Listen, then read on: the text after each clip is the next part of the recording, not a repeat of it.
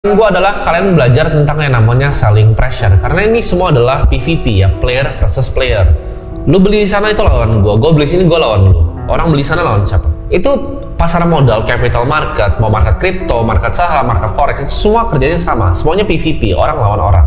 Jadi kita harus tahu tentang yang namanya selling pressure. Kita harus tahu dulu capital stack-nya dari sebuah project crypto itu seperti apa. Siapa yang dapat uang pertama? Yang pastinya investor early stage, investor yang kasih uang ke developer, percayakan project mereka, itu pasti dapat uang pertama. Lalu di situ ada market maker, liquidity provider, lalu ada orang yang punya projectnya, lalu ada developer dari project yang dibayar dengan token. Terakhir itu adalah ICO pre-sale, ketika orang mulai tawarin, oh kita mau ICO, ini masih strategic investor, baru kalian tuh terakhir banget gitu. Jadi kalian harus bayangin, ini ada orang-orang yang punya kepentingan dan ada uang di sini. Mereka lock up-nya berapa lama, uangnya dikuncinya berapa lama. Pelajarin vesting period dari mereka. Jadi biasanya kalau kita investor awal di project crypto, karena gue udah beberapa kali invest di project crypto, kita itu punya yang namanya vesting period, yaitu misalnya 6 bulan sampai 8 bulan baru kita boleh buang barangnya. Jadi kita lihat dari tanggal ICO-nya, vestingnya kelar kapan. Jangan sampai kita masih pegang barangnya waktu mereka buangin barang. Ya, jangan mau jadi orang yang nyuci piring di dunia capital market.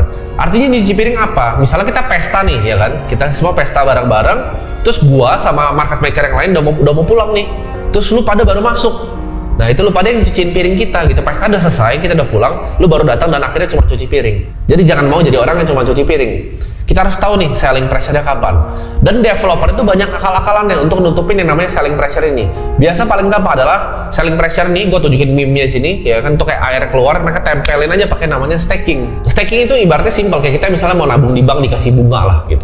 Tapi kalau kripto, karena kripto itu dibuat sama developer, mereka bisa atur-atur kan di belakang. Jadi banyak kan staking ini, misalnya kan mereka kasih staking 7%, 14%, 15%, tapi tokennya inflasinya 100%. Jadi tokennya itu di print terus, tapi mereka kasih staking. Jadi itu kayak semacam nipu gitu. Orang nggak tahu nih ya. Jadi token di staking, lalu tokennya sendiri inflationary. Nah, ini yang berbahaya gitu. Jadi kalian harus benar-benar perhatikan selling pressure ini. Jangan cuma kalian percaya karena ada staking lalu kalian, oh gue mau ikut nih. Karena gue ngomong gini ya, gue pengen sharing ke kalian apa yang gue udah alami biar kalian nggak alami jatuh bangun ya. Karena gue waktu itu udah pernah hilang uang 2 miliar lebih di Anchor Protocol. Karena janjinya staking 19,5%. Itu gue udah pernah hilang uang ya. Jadi di sini gue sharing kalian berdasarkan pengalaman pribadi biar kalian nggak usah bayar uang sekolah yang gue keluarin di market. Karena intinya semua token selain Bitcoin itu ada konsep yang namanya pre-mine. Ya Ethereum pun di pre-mine gitu. Semua koin selain Bitcoin. Karena Bitcoin Satoshi pun waktu itu harus mining. Dia harus melakukan yang namanya proof of work sesuai barang yang dia bikin. Sedangkan koin lain itu semuanya ada pre-mine-nya. Jadi developer tuh dapat alokasi dulu yang dia bisa buangin barangnya. Jadi hati-hati di sana.